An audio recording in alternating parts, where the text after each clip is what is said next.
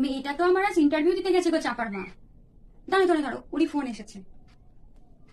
হ্যাঁ রে, বল। বাহ, ইন্টারভিউতে সিলেক্ট হয়ে গেছিস? ইন্টারভিউতে সিলেক্ট হয়ে গেছে। আচ্ছা, ওরা মাইনে কত দেবে? 16,000 মাইনে? তাহলে তো ভালোই। কোন সময় যেতে হবে? আর কালকে থেকে যেতে বলেছে? ভালোই হলো, আমি আজকেই ঠাকুরের কাছে পুজো দিয়ে আসবো। আর কটা থেকে কটা পর্যন্ত?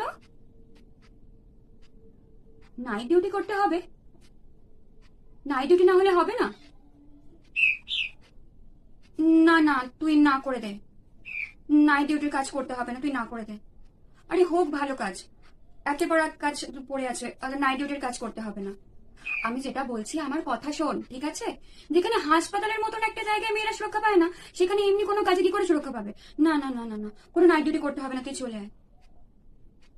আমার মেয়ের চাকরিটা আর হলো না গো। নাইট ডিউটি করতে ছাড়ার মতন আমার সাহস নেই।